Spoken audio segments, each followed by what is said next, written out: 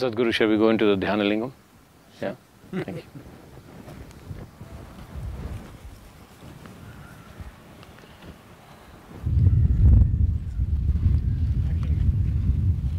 So Sadhguru, this is the biggest bull I've ever seen. But I mean he's magnificent, he's aggressive, he's massive, and he looks ready for action, pointed straight into the Dhyana Lingam, the temple. Tell me about him. This is Shiva's vehicle. His automobile parked outside. Yeah. Do you expect him to ride some mild scooter? He rides a mean machine. Right. Okay. Can I touch him? Yeah. What's he made of? I mean, I can see this is metal, it's steel. See, this is a very unique way of making this. Each piece is not more than like 6 to 9 inches. Yeah. Small pieces all put together. Probably this is the only bull in a temple made like this. And inside it's filled with sesame seed, turmeric, vibhuti, the sacred ash, and certain types of oils, and some sand, some certain type of soils inside. This will make the bull reverberate with a certain energy. When people come and they're with the bull, it radiates a certain field of energy. So it's been prepared in a certain way, the whole concoction. This is taken in some 20 tons of material inside. It's full inside, it's like a tank filled with these substances, and it's sealed, it's forever. And if I walk around the bull, I should feel some kind of energy. You should. If I open myself to it. Yes. If I open myself to bull. Okay. No, usually it's not the bull that is being referred to that way, it's only what the bull drops, okay? So, don't pick up the dung, just the bull is good. And why a bull, and why is the bull… I mean, I understand, so if it's Shiva's vehicle and Dhyana Lingam is about Shiva, so what? He's waiting for Shiva to come out and say… What?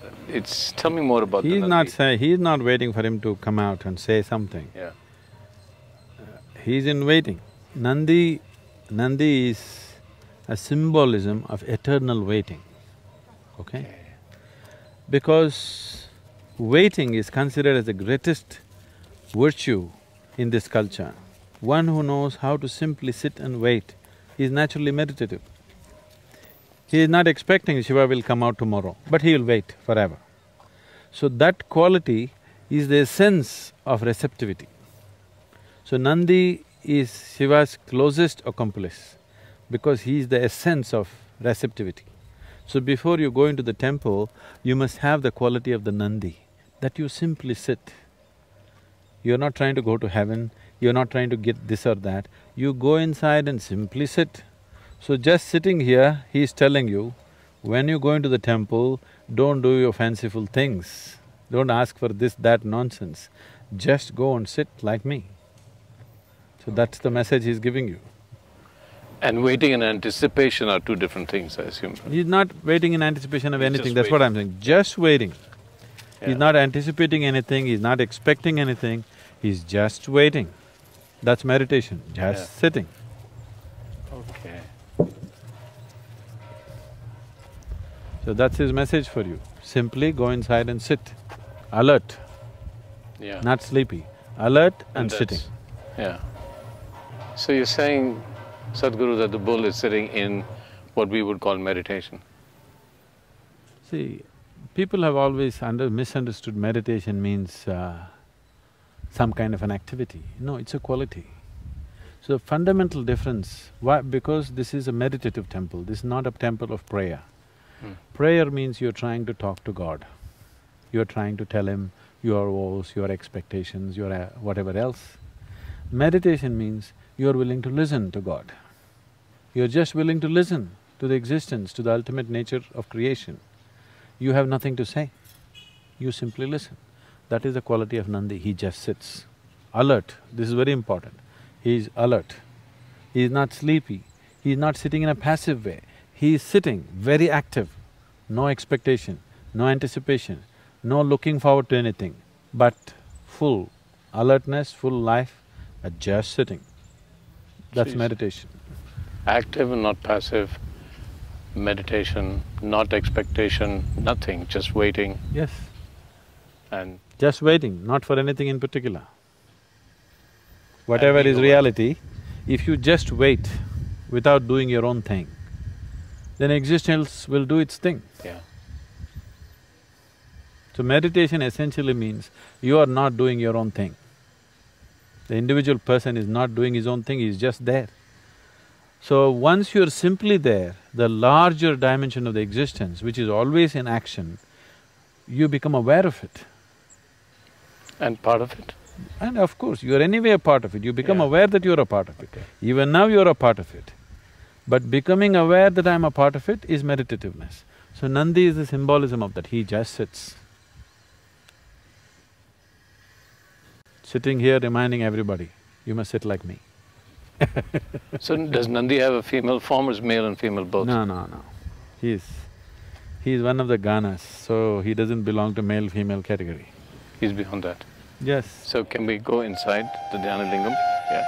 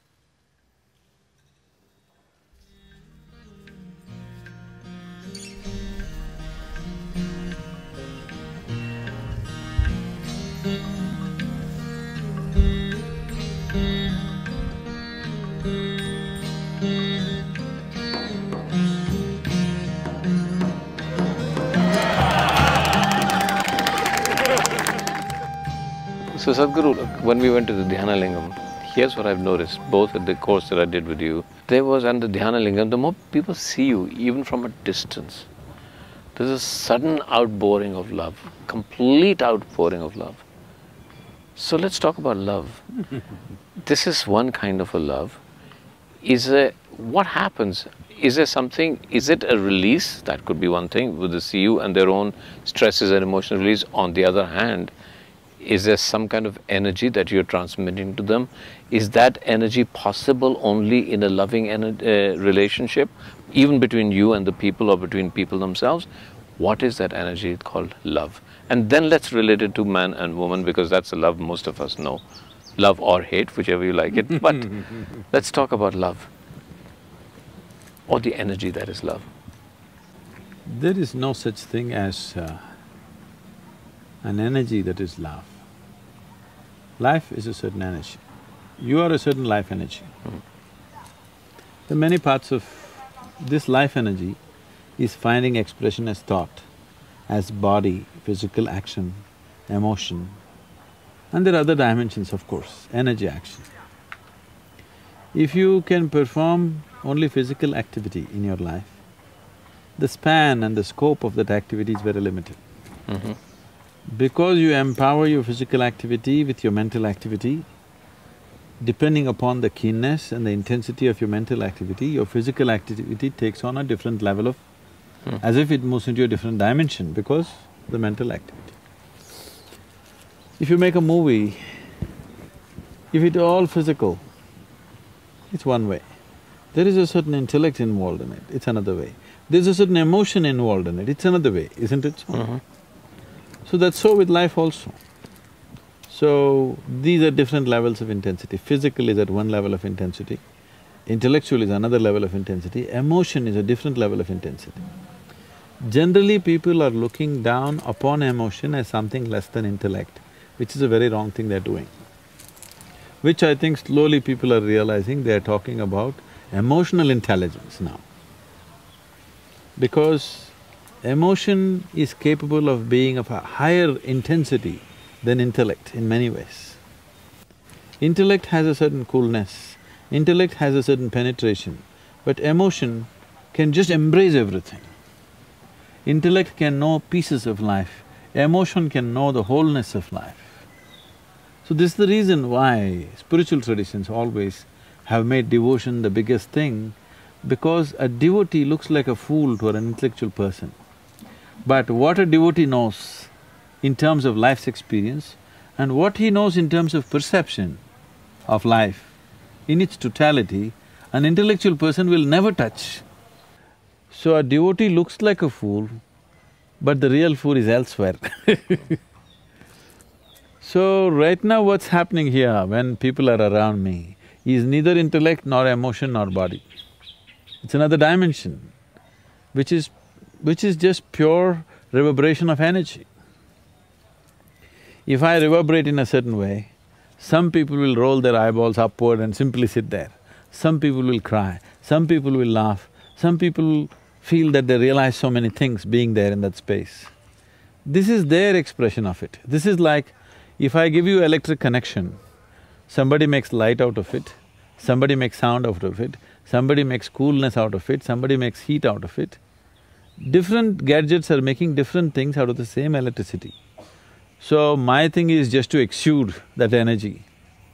Somebody makes love out of it, somebody makes alertness out of it, somebody makes awareness out of it, somebody makes meditativeness out of it. That's left to that individual depending upon his level of evolution and his receptivity as to how he is. So am I creating a love energy? There's no such thing as love energy, there's just life energy.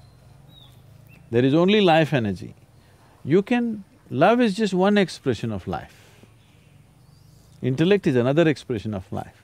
Physical action, another expression of life. Awareness, another expression of life.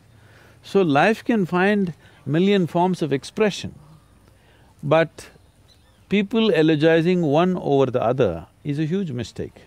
All of them are needed. Love without the needed awareness and balance is going to be horribly burdensome isn't it? So, these days it's become a fashion to talk like this, love is the core of the universe. Love is a human emotion, it's got nothing to do with the universe. Love is the sweetness of your emotion. Let me put it this way. See, if your physical body becomes pleasant, we call this health. If it becomes very pleasant, we call it pleasure. If your mental structure becomes pleasant, we call this peace. Becomes very pleasant, we call this joy. If your emotional structure becomes pleasant, we call this love. If it becomes very pleasant, we call it compassion or devotion. If your very energy becomes very pleasant, we call this bliss. If it becomes extremely pleasant, we call it ecstasy. This is all that's happening. So when I walk in, there are certain people who become ecstatic, there are some people who become loving, there are certain people who become aware and meditative, but it's their doing. Their gadgetry is like that. All I am doing is exuding life energy with utmost intensity. In the space that you're in now, when you're with people, is it exuding out unintentionally now, it's just exuding out, or do you give… Unintentionally, a certain amount of it is happening unintentionally because of the nature of who you are. But when you're in certain situations, it's intentional. Because people come to you only because they can benefit from you. So if you don't offer that benefit, that's being callous to their needs. Okay, so the gesture you just did, tell me about this, because everybody comes, I do that, everybody else does that. Is that, tell me about this gesture. Is it a more receptive gesture or is it just a cultural thing? See, there are many aspects to this. One thing is, neurologically, today we know that there are lots of nerve endings in your palms. Actually, your hands are speaking more than your tongue and your voice, actually. So there's a whole science of mudras in yoga. Just by holding your hand in different ways, you can make the whole system function in different ways. I think we have done the experiment with you, holding it this way, holding it that way. It makes… You have already seen people sitting like this, these kind of mudras, those kind of mudras, because hand can do wonderful things to the system. So this is a certain mudra, you can say. This is known as namaste or namaskar. It is a certain mudra. The moment you place your hands together like this, your dualities are sort of… your likes and dislikes, your dualities, your cravings and aversions, all these things are leveled out. There is a certain oneness to your expression of who you are. When you do this, the energies are in a certain level of… it doesn't function diversely, it functions as one. That's one aspect. And the reason why you're doing this is, when you see a person, this is the greeting in India, is… see, if I look at your body, I may like you, I may dislike you. If I look at your mind, again I may like you, dislike you. If I look at your emotional structure, I may like you or dislike you. So when I meet a person, I do not want to get entangled with these likes and dislikes. I do not want to get entangled with that being. The only intention of meeting a human being is either you can enhance his life or he can enhance your life. Or both of us are enhancing each other's life. Otherwise the people need not meet. It's better they're alone, isn't it? Yes. In some way you can enhance another human being's life, or you benefit another human being's… from another human being's life, it's worth meeting. Otherwise, it's better people are by themselves, they don't have to meet. And that's how the spiritual structures are. You're an ascetic, you don't want to meet anybody because you're into certain kind of things yourself. If you feel you can benefit by being with somebody, or they can benefit by being with you, you allow this. Otherwise, don't bother. You are not in compulsive need of company. Only those people who feel terribly alone or lonely when they're alone, they are in a compulsive need of company. So if you're feeling lonely when you're alone, it means you're in bad company, isn't it? Yeah. If you don't enjoy the company of this person, obviously you're in bad company. So you're looking for better company. Sadhguru, in terms of the love that we know most and most talked about, and many books are written about it, and the largest discussed thing in this world is relationships. So let's just take one relationship that is causing more angst than anything else, is a man-woman love. Tell me about the nature of that, and why does it cause that much angst? And is there a potential spiritual dimension to the nature of a man-woman love? We've talked about feminine, masculine, male, female. Is there something we can find in a marriage that takes it beyond the stresses and strains of an everyday practical marriage? See, there is no such thing as man-dog love, man-woman love, man-mother love, man-son love, man-daughter love. There is no such thing. Love is just a certain sweetness of emotion. How you're arriving at it is the only question, isn't it? The method. Yeah. Now, we were looking at this, we do this because when you see a person, if you see body, mind, emotion, this, that, you tend to like, dislike, get entangled, all these things. So first thing is, when you meet a person, you identify his ultimate nature. There is a source of creation within him, that's why he is created. So the very source of creation within him, first you bow down to that. You're trying to establish a relationship with that because that's your aspiration with yourself also. You're repeatedly asking, who am I? So you're trying to find that answer everywhere. First thing, if you see whether that experience is there or not, you're cultivating the direction towards that. When I see you, I can say, hi. Instead of that, I do this, because first thing is, you refer to the source of creation in the person. then maybe we'll interact on different levels. If we like the intellect of the person, we talk to that. If we like the emotion of the person, we hug them. If we… if it's physical, it goes in a different direction, whatever. So the man-woman thing is a compulsive love affair. Nature is pushing you towards each other because nature is interested in only one thing, to perpetuating herself. If it somehow doesn't put a man-woman together, you and me wouldn't be here. So whether they love each other or not, that's not the question, they have to come together somehow, otherwise you and me wouldn't be born. So this is a compulsive need. This need is throwing people together to experience some sense of oneness. This is one love affair chemically supported by nature. Okay. All the other love affairs are not chemically supported by nature, it is just yours. But this is one love affair which is chemically supported by nature. For most of these love affairs, unfortunately, once the chemistry runs out, they wonder why the hell are they together. So before the chemistry runs out, you are supposed to establish a different level of conscious love affair, which is beyond the chemistry. If that doesn't happen, it turns ugly. So what is that love affair? That is a conscious love affair. Let's talk about that. And let's take it further. Is there a potential spiritual dimension to it? I'm not saying there has to be. Is there a potentially? But let's first say, when the chemicals don't react anymore, what reacts? What works? What makes it work? See, chemistry is of the body, Yeah. okay? The bodily chemistry plays up certain things according to its needs. The moment the need is satisfied, you wonder why the hell are you here, Yeah. okay? So that is a very different kind of thing. That is nature's trick.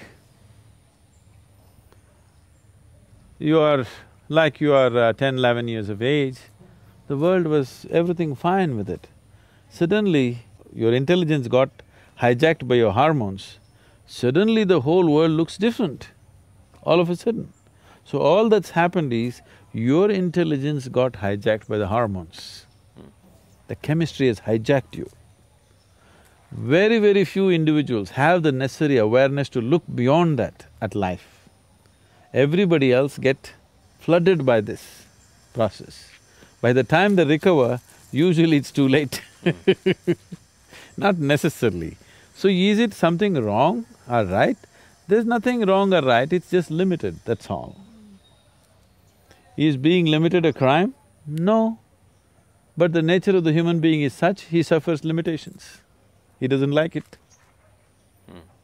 So what you're referring to as love is basically the sweetness of your emotion. You sit here, you could feel love about somebody who is not even here. So it's got nothing to do with anybody. It is just the sweetness of your emotion. Now is your love affair, your ability to love, is it on self-start or is it on push-start? Do you have to push around to be loving or can you be just loving by yourself? That's a question. If you look at this carefully, naturally your innermost longing is to be free of every human being on the planet, to free of everything, so that you can be just the way you want to be. But right now, socially, we have attached ourselves to all these things because we think that's the only way it works. That is the way it has worked for a lot of people, because a lot of people are only have to be pushed, only then something happens to them.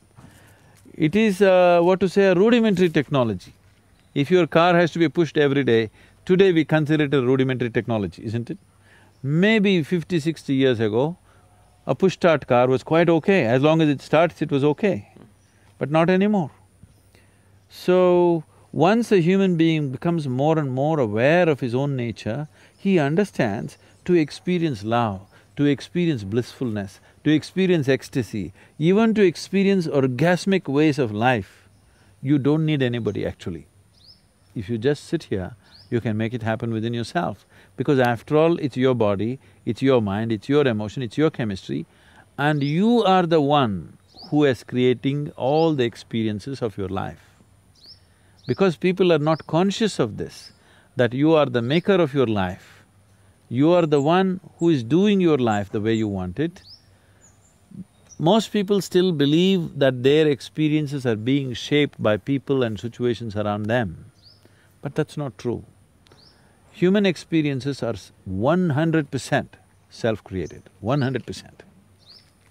So if it's self-created, right now if you sit here, would you choose to maintain sweetness of your mind, sweetness of your body, sweetness of your emotion, sweetness of your energy, or would you like something bitter? Yeah, I'd prefer sweetness. Sweetness. So you would naturally be loving. It doesn't take anybody. So a relationship, when you see a man and a woman, you're talking about a relationship. Because there are other aspects to it. There may be a social angle to it, there may be a physical angle to it, there may be a psychological angle to it, there may be an economic angle to it. The variety of other things to fulfill in a relationship. We form relationships with variety of people in our lives. You have business relationships, you have personal relationships, you have professional relationships. So, relationships we form basically to fulfill different types of needs or to fulfill somebody else's needs, whichever way it is. That is a relationship. But what you refer to as love is just the sweetness of your emotion. You can use another person to stimulate that within you, or you can be on self-start mechanism. But it's possible for two people together, if they've been together beyond the chemistry, or the chemical or the hormones, to be starters for each other and continue that relationship. I mean, do you see value in that? Do you see value in people staying together for so long? In a marriage? Beyond duty, beyond say, okay, we have children, we have to do it together, or society expects us to. There is a certain beauty for two human beings to weave their lives as one. There is a certain sense of… See, if you have to really be with somebody, you have to give up a part of yourself in some way. So the English expression falling in love is very significant. You can only fall into it. You can't stand in it, you can't climb in it, you have to fall into it. Falling means some part of you has to go to accommodate another, which is a good thing for a human being to do, that he doesn't think too much of himself. One who thinks too much of himself cannot be in a love affair. Somewhere you have to surrender a part of yourself to be in a love affair. In that sense, it's a very beautiful thing. But in this weaving, as you called it, is it possible for you to be with another person that becomes, and I'm just guessing here, that becomes the conduit towards your own self-realization? Is that a possibility? Could that be a basis of relationship? It is definitely a possibility, but it's a risky possibility. Okay, I understand that, right. You may just get entangled and lost in so many complexities of a relationship rather than finding the ultimate nature. I'm not saying it's not possible, it's very much possible. So that is why in India, when we got people married, we tied what's called as a Mangal Sutra. Today it's just a thread, a ritualistic thread. But that's not how it originally started. There is a way of taking a strand of energy from you and your partner and tying it up in a certain way, so that beyond your logic, beyond your understanding, beyond your psychological, emotional and physical needs, somewhere deep inside two beings are tied together, two lives are tied together. So, a lot of people cannot understand how these two people are together, because nothing seems to be common in them, but still they're like one, because on another level they're tied up. This can happen because of the physical proximity and the intimacy of the whole relationship, but even before you start it, we have a whole technology as to how to tie up two lives together. So we always said that this is a lifelong thing, you cannot break it. If you break it, you have to tear two lives apart, because it was not just an arrangement, it was a kind of a union. If you listen to all the mantras chanted in the weddings, they're always talking about this, how these two beings are being welded together, okay? So anyway, you come from Bollywood, and there was a time 30 years ago, 25 years ago, every song was talking Janam, Janam, Janam. Now they're talking expiry date. Okay. So the whole context of relationships have changed, which I feel is sad, because the profoundness of being with another being has been lost in this. In the name of freedom, in the name of choice, actually you're becoming horribly compulsive. It's all about yourself. When it's all about yourself, you will not know the beauty of life. So these marriages which were done in a certain way was never about you, it was always about the other person. Both the people, if they think like this, it's about the other person, it's a beautiful place to be. If only one person thinks like that, it becomes exploitation. If both the persons don't think like that, it's just a compulsive relationship. Me trying to extract something from you, you trying to extract something from me. It's a conflict situation all the time. When we are through with our hormones, nature has very little use for us. Nature likes to reproduce itself, it likes all its components. When we're done with the hormones and we're done with the chemicals, why does nature give us the potential to still exist in this body if it's done with us, if we've done what nature required us to do? No, reproduction is just only one requirement. Okay. Okay Reproduction is not the whole of life. It is only one requirement. Nature compulsively wants you to reproduce because it wants to perpetuate itself. It is neither a good thing nor a bad thing. It is just a certain necessity of nature. See, suppose the whole world turned ascetic, then we would be forcing everybody to get married, isn't it? Yeah. Now, I'm asking you this question with a very specific ideas because everybody today talks about, and everybody's confused about what health really is, because the messages coming across are so different. Health and longevity are the two things everybody talks around, and sometimes I feel when I look around myself that what is your value, A, living beyond a certain age, but B, living beyond a certain age, is there something inherent in us that actually could keep us healthy, or do we always need outside help from doctors and hospitals? Because if there was something inherent in us, then maybe I would believe that nature has an intention to keep us alive. Nature didn't have an intention to keep you alive, you would be dead. Yeah.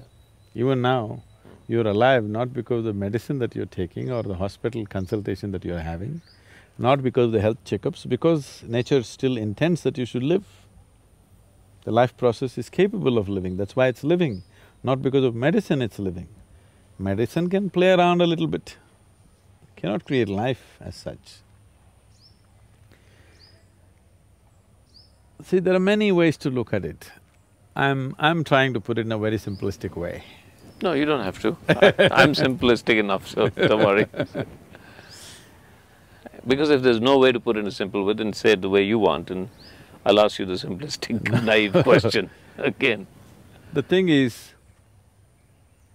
this very body that you carry was created from within, isn't it? You provided raw material from outside, but the creation process happened from within. So obviously, the source of creation is within, or the manufacturer of the body is within. So if you have a repair job to do, would you like to go to the manufacturer or to the local mechanic? Okay, all right. If you have access to the manufacturer, that's the place you would like to go. Because a manufacturer knows much more about this machine than a local tinker, isn't it? But if you have lost access, then you have to deal with the local tinker. So, to generate health, trying to fix it from outside is a very effortful process.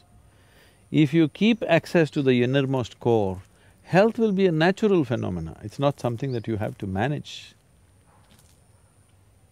It's not at all something that you have to manage from outside, it's a very wrong perception.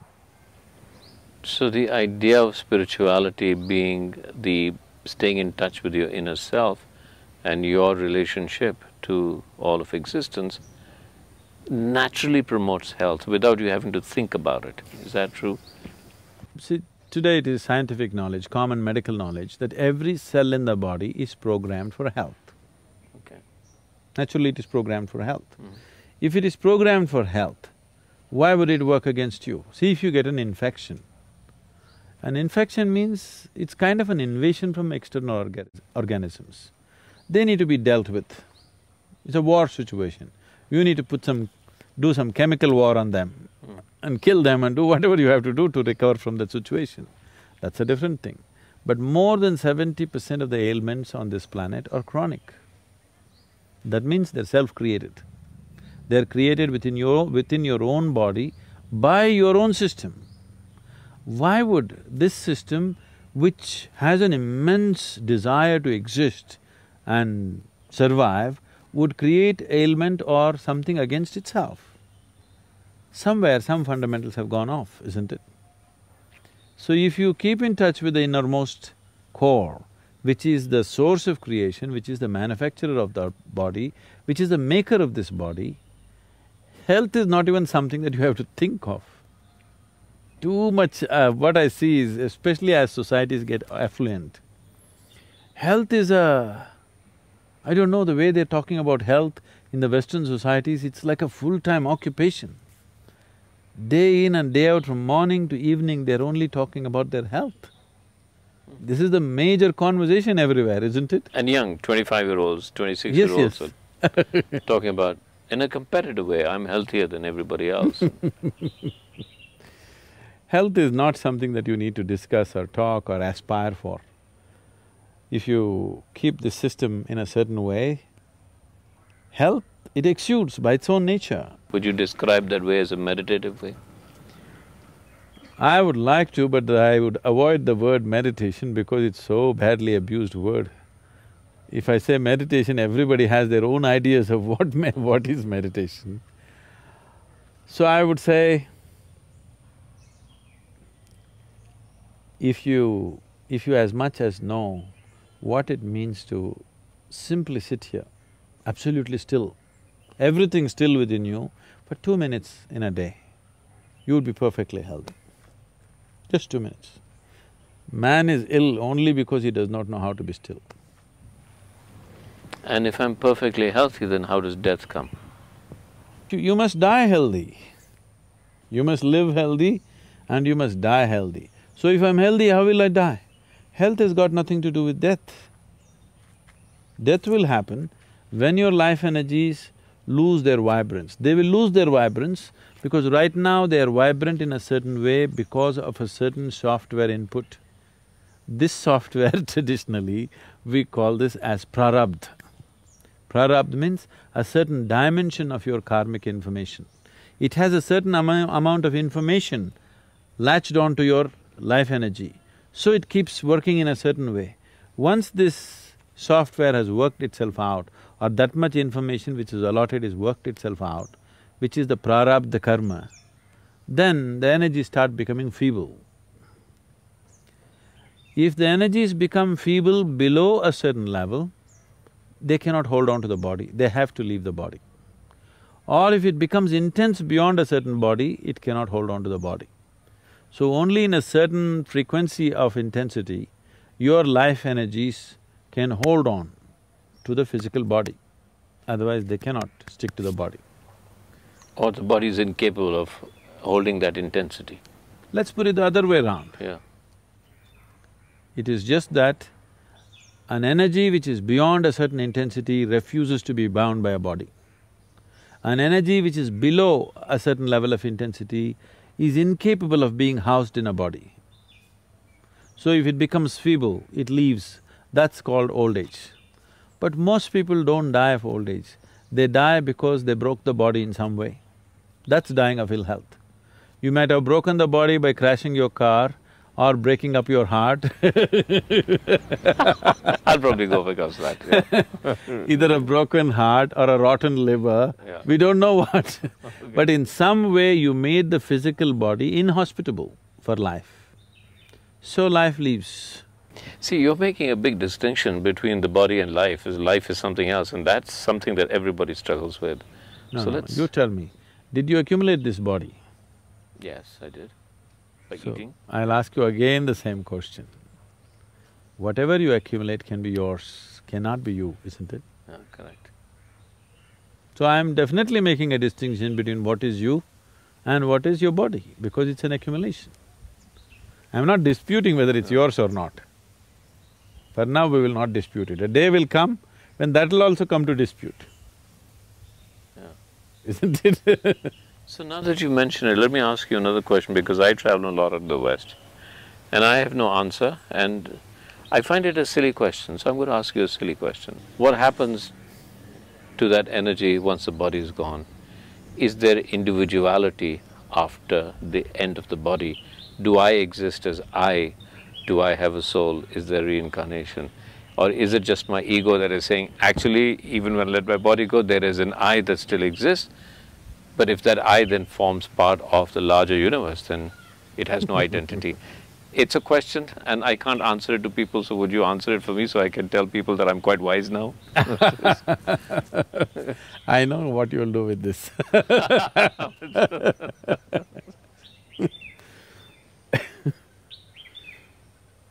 So, essentially you're saying you want to know what happens after death.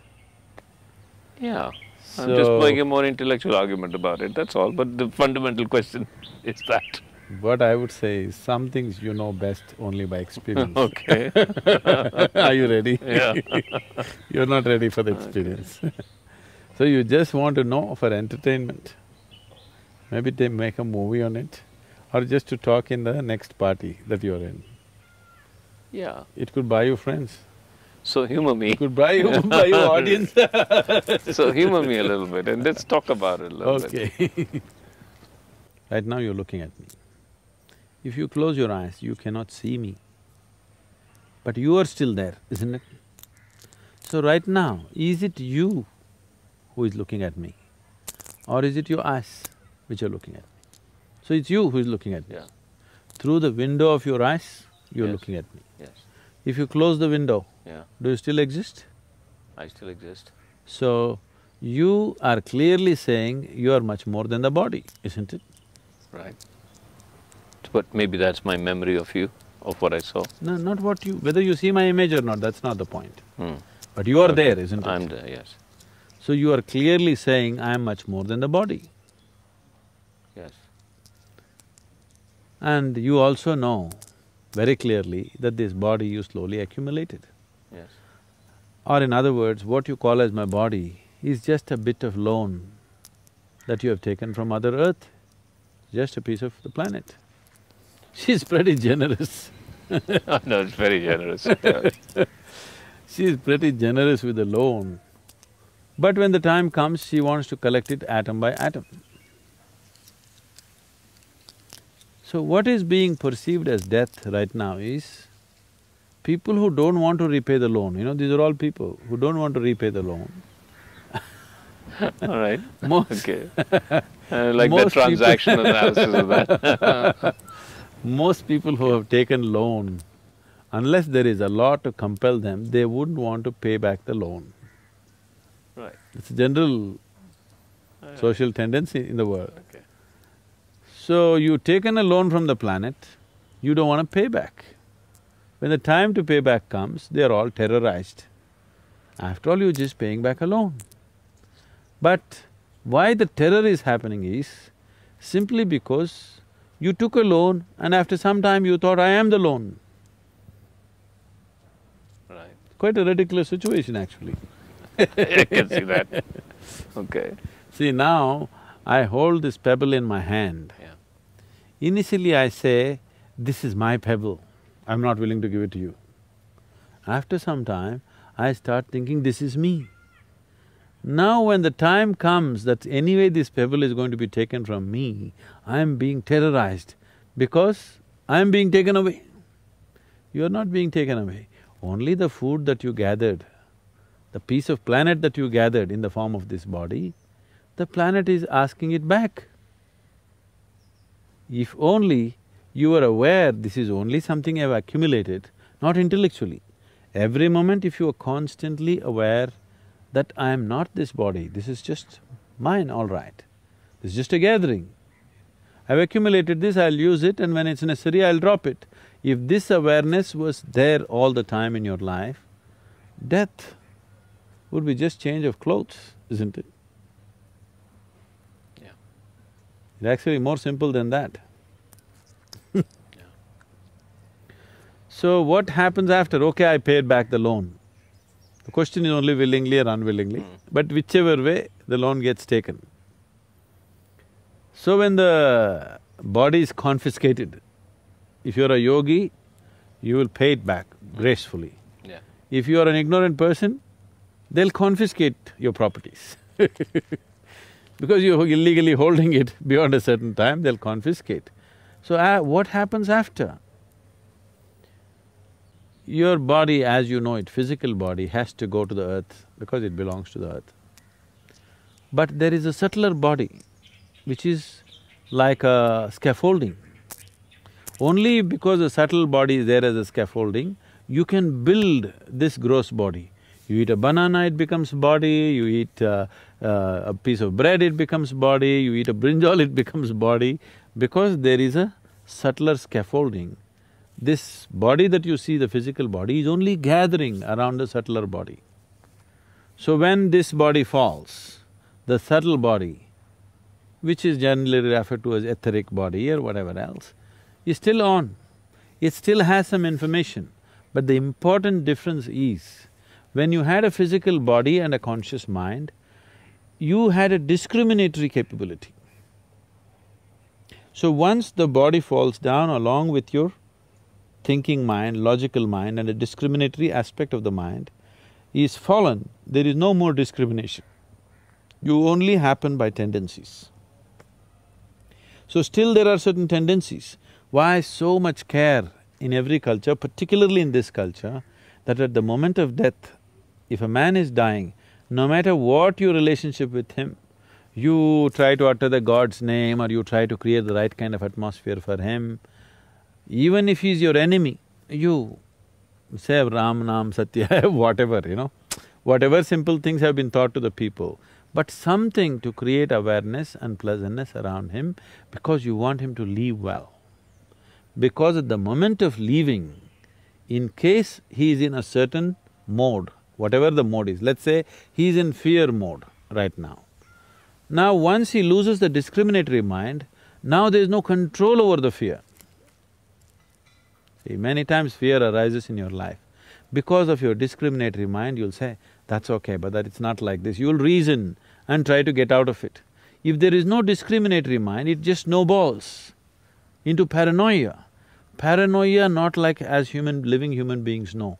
Paranoia which grows into a million, billion folds because there's complete absence of discriminatory mind. But suppose you create pleasantness at that moment of death, now this pleasantness also multiplies into a millionfold over because there is no discriminatory mind. A child is eating chocolate, very sweet, he has no discriminatory mind. His discriminatory mind is not strong enough. Okay, I've eaten 2 chocolates, it's enough. No, he wants to eat 2,000. Whether it's sweetness or bitterness, pleasantness or unpleasantness, all of this can take on a big proportion if only there is no discriminatory mind. So even when people are living, very little of their discriminatory mind they're using, mostly they're functioning by tendency, which is unfortunate. But once you have shed the body, there is no other way. You will only go by tendency. Unless you've reached a certain level of awareness where you can carry a certain dimension of awareness with you. Otherwise, whatever is your quality will snowball into something very big. If it snowballs into unpleasantness, we say he's in hell. If it snowballs into pleasantness, we say he's in heaven. So heaven and hell are not geographical places. It is a state that somebody gets into. Because once the discriminatory mind is removed, smallest pleasure can multiply into a heavenly proportion. Smallest unpleasantness can multiply into a hell-like situation because the discriminatory mind is absent. And then reincarnation. You want to come back now So if there is substantial amount of information still stored, which is the karma, the karmic substance is still strong, then once, suppose you left out of feebleness of energy, that is you became old, energies became feeble and it rested for some time. So this kind of life energy just rests for some time without too much activity. But suppose the energies did not become feeble, but you broke the body by accident or suicide, or somebody shot you in the head, or somebody broke your heart, whichever way you broke the body and you left, energies were still intense. Now, this will take a long time for it to become feeble without the body and the mind. If you had a regular body and the discriminatory mind, let us say you would have worked out your karma in the next 10 years and made the energies feeble. But now that you don't have a body, these 10 years may telescope into 1,000 years.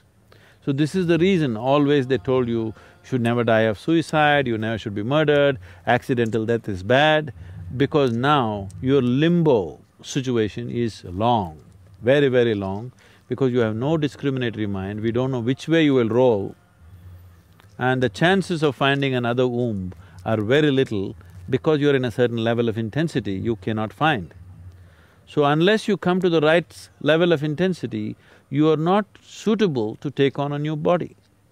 So if you died of old age, energies became feeble, everything is fine with your body, you went to bed and you never woke up. Such a person may get back into another womb within 48 hours. But a person who died by breaking his body, either by accident or otherwise, this person may take we don't know how long, depending upon what level of intensity and how much of the information is still there, unworked out. We are going into areas which needs much more elaboration if it needs to be properly understood. Speaking just like this is not good. That's why we always joke about it and skip, we never talk about it, because it will lead to all kinds of imaginations, unhealthy imaginations. Lead me to believe in spirits and ghosts. Yes. Yes, okay. Which is not needed. Not needed. Because then people every dark corner they see, they'll start seeing things. Yeah. And you can make horror movies and make money, because a lot of people have wild imagination anyway. Or tendencies. No, they're all existing by tendencies, not by that is the whole difference.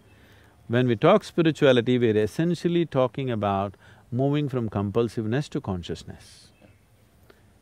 Functioning through tendencies to functioning through discriminatory process. That is the key from bondage to freedom. Okay. I understand why we need to change this topic, because it can get very… it is much more complex than we are talking about now. And it's too simplistic the way I'm putting it right now. Yeah.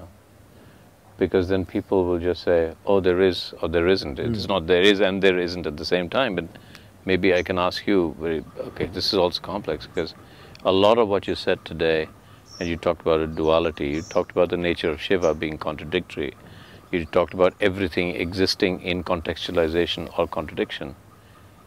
One little word on the nature of duality, the nature of our duality. The interview is the basis of duality, because there are two. There's a question, there's an answer. This is duality. But actually there isn't. Only if you look at it on the surface, this is true. If you look deep enough, there isn't two. But if there wasn't two, there would be no interview. There would be no football game, there would be no marriage, there would be no nothing, okay? So the oneness of the existence is the basis, but the play is always dual. There's nothing wrong with duality as long as you know it's just a play. So if I was to create a character in a film called Universe, the universe would say, I'm one, but if I have to play, I have to be two. Yes. But then essentially I'm one. Yes. But I don't exist till I play, and therefore I have to be two, without one taking more power than the other, because otherwise I would never get back to be one. See, that's the whole problem. The human mind is dualistic. So if you say there is oneness and then there is dual, immediately the human mind says, so oneness is ultimate superior, duality is a fallen state. This is the whole Adam and Eve story, okay? This is a rudimentary logic which is splitting the world into two. Yeah. One last question, Sadhguru. And I will not say this interview ends because I will come back for more. Because there can't be an end to this interview. No end to no, there is no end. And one last question, because I know people will say, well, why didn't you ask him about stress? And I'll say, well, because I don't understand. I cannot define stress. There's a lot of things that, a lot of the questions people ask me, and they will know that since I've been interviewing you, they say, but I know that we get addicted to keywords.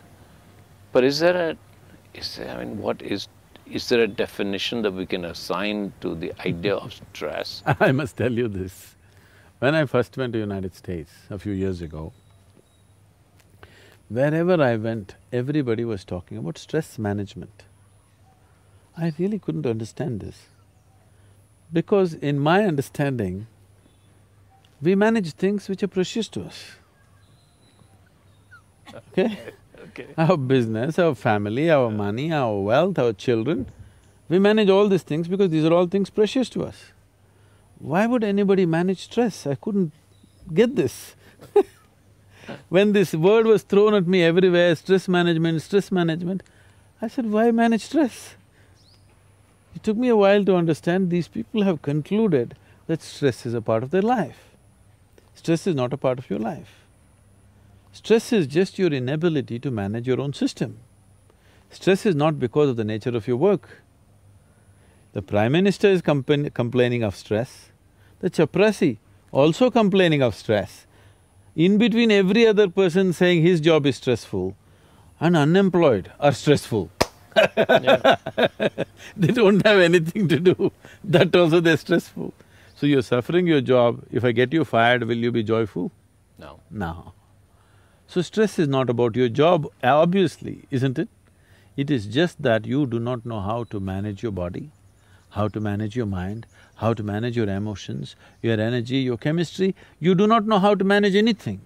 You are functioning by accident, so everything is stressful. You get into your car without a steering wheel. Or you get into your car, if you turn this way, it goes in the opposite direction. You will be stressful, isn't it? Yeah. So right now that's the kind of mechanism you're driving, without understanding anything about it, just by chance you're blundering through life, you will be stressful. So stress is not because of the nature of the activity that you're performing, not because of life situations. Stress is simply because you do not know how to manage your own system. What is stressful for you, somebody is breezing through it, isn't it so? Correct. Stress is not situational. It is just an inability to manage the inner situation, not the outer situation. Essentially, the quality of our lives change and transform not because we change the content of our lives, only because we have changed the context of our life. Someone is living a beautiful life does not mean he's doing something different when he wakes up in the morning. He also goes to the toilet, he also brushes his teeth, he also does the same things. But somehow his life is magical and beautiful because of the context.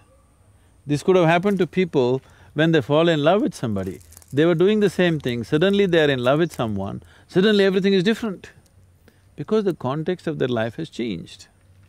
But then once they fall out of it, again the context of their life changes and it becomes miserable. Now, changing the context is something which is voluntary, which is just something that you can do willfully. Changing the content may not be possible as you will.